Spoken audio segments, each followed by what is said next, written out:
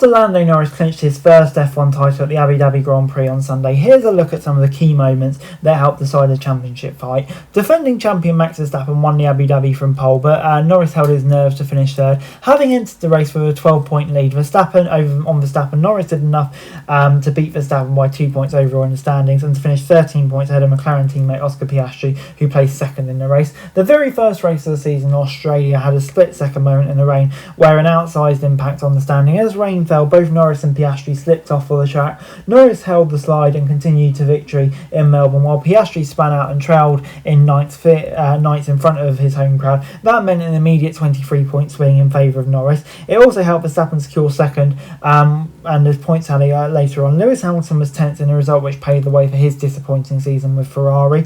Asked ahead of the Abu Dhabi Grand Prix about the moments that could have changed the title race, Norris points out to his collision with Piastri at the Canadian Grand Prix in June. He was chasing down Piastri for 3 laps to go for an ambitious overtake, hitting his teammate and bouncing into the wall. He apologised to the Australian and the whole McLaren team.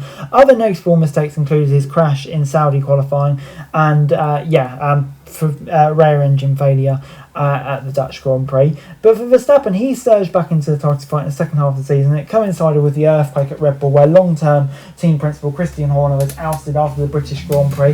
At the same time, Verstappen was struggling to match the pace of the McLarens and hadn't committed to be with the team for 2026. Weeks later, he said he'd stay. Horner's replacement, Laurie Meckes, overcame a tough start and turned it around, allowing Verstappen to fight back into title contention from 104 points behind.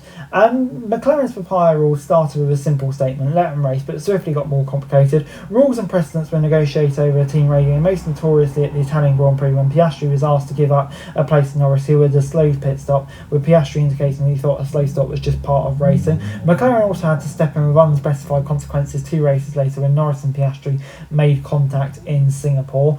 Australia hoped for its first world champion over 45 years, and Piastri was dominating most of the season. Then came Baku, with the F1 paddock still buzzing over that Monza papaya rule. His form dropped off slightly, crashing out in qualifying and the race, and wasn't seen on the podium until 2 months later in Qatar.